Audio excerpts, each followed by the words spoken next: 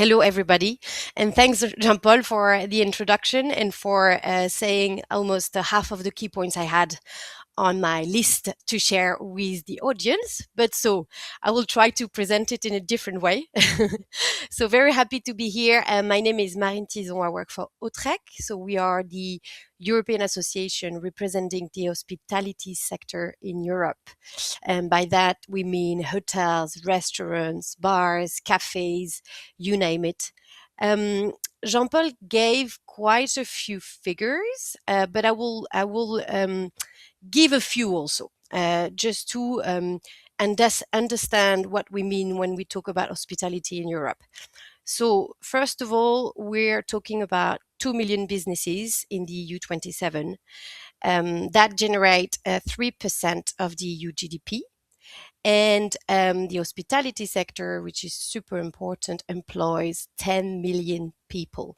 So 2 million businesses, 3% GDP, 10 million people, with high gender diversity, different profiles, different background. And I insist on the people and the staff for this particular topic today, training our staff, focusing on skills and investing in skills and in reskilling people. It's so important. Out of these 2 million businesses, we have a very large majority of micro businesses. By micro, we mean less than 10 employees, and it's about 90% of these businesses. On average, for a restaurant, we say that we have 5 to 6 full-time staff. And for the hotel sector, it would be more 15. Of course, it's an average, that varies. We operate in the current context. It's a difficult situation, economic situation. We are a sector which is subject to external shocks. Geopolitical tensions have an impact on how many consumers spend and how many, times per week they decide to take their family out. So this is quite difficult. And maybe another thing that Jean-Paul mentioned, which is super important in the context of the discussion today, is that we're also an industry subject to seasonality, tourism flows. So a destination who is managing waste during half of the year, which very low number of customers every day, will have to adapt his operations to have potentially twice the amount of customers, and then the impact of the waste generation or even more. So that's also something. So a lot of numbers. Just maybe to add something also, of course, what we need to bear in mind is that the sector is really diverse. So I gave a lot of number, but it varies a lot from an operation to another, from a location to another, whether you're a local cafe in central Vienna, where your customers will be regular customers, local residents, or whether you are operating a beach club somewhere on a Greek island, lucky you, and then the waste management generated and the system to collect the waste, etc., all of course very different. A large resort on a Spanish coast somewhere, or a small family hotel in the mountains in Austria, also different. So important also to bear that in mind. And also, Jean-Paul, you said it, but when we talk about sustainability and circularity in hospitality, we say that there is no one size fits all solutions, and that we need to really have in mind the reality of the operators and provide them with the most tailored approaches. So some people will not like that, because of course sometimes it's easier to invest in large schemes that apply to all, but that's not how we see we can best be the most successful in appropriate waste management and recycling. Just a word on why sustainability is a strategic priority for us. 3 reasons. Of course, our businesses are deeply connected to where they operate. We depend on the local communities, the local environment, the nature where we are. Hospitality, it's my second point, is human-centric industry, and I mentioned training and staff already. I will continue to mention it. And so, of course, social sustainability is super important. We need to invest in our staff, in the well-being, and of course also in the customers' well-being. And the third reason why sustainability is such a strategic priority, it's also, and not just for us, but it creates long-term business value. Efficient use of resources in hotels and restaurants, it helps control costs, reduce risk, and it strengthens competitiveness. So these three reasons why sustainability is key for us, it leads me to all three sustainability priorities, let's say, in the sector. The first one is we have to preserve our environment and then limit the effects of climate change.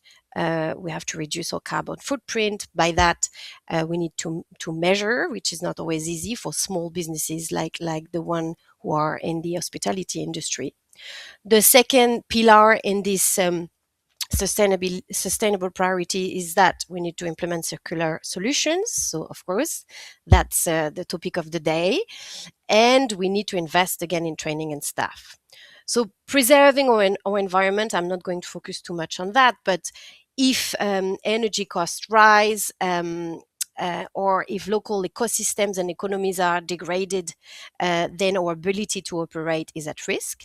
And that's why our operators, hospitality operators, invest heavily in energy efficiency strategies. It's one example. Renewable energy, smart water use, deployment of green areas, ways to mitigate and anticipate climate risks, and a way to renovate buildings, because of course we have a lot of buildings, part of the business that we have.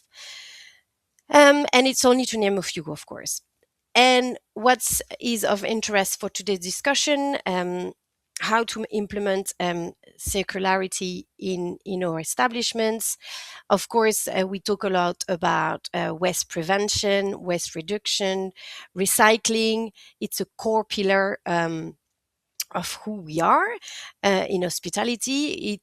It's something that needs to be said, but the hotels managers, the restaurateurs, and all of these people, they manage a lot of different waste streams every day. So that's why we are a key actor in that, but that also shows our real challenges or operational constraints when it comes to separating waste appropriately, and making sure it's properly collected and recycled. Um, I will come to glass. It took almost all my presentation without mentioning glass. So bear with me, Danny and Hans. But the circularity is not just about packaging and glass in our industry. It's also about extending the lifespan or furnitures in hotel. It's about reducing food waste. It's about changing the way we build menus to bring more non-meat proteins. It's all this, right? And of course, it's also about packaging waste, management of all these, and glass, which is particularly relevant for a sector, as Jean-Paul said it, so I don't need to repeat. Um, Beverage glass in particular plays a big role, and so we have to play a big role, and hospitality operators have to.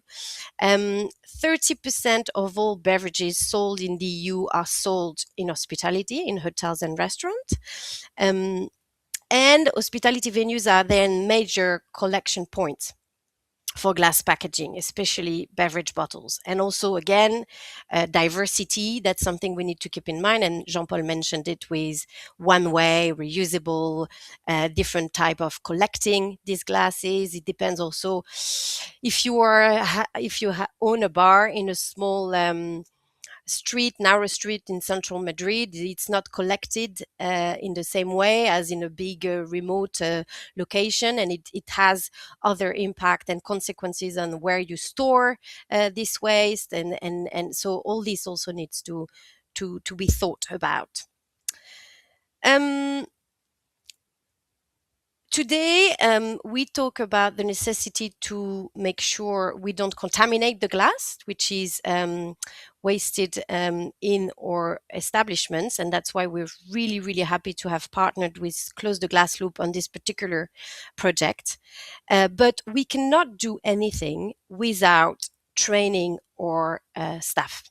And that's why this particular campaign targets hospitality staff, making sure we share a very simple message.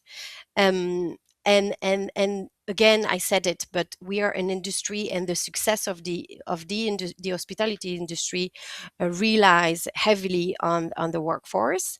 And we have also currently, in the current context, difficulty to recruit. We have huge labor shortages and high turnover. So having simple ways to train people and make them understand why it is super important not to mix glass with ceramic in this particular case, it's very useful.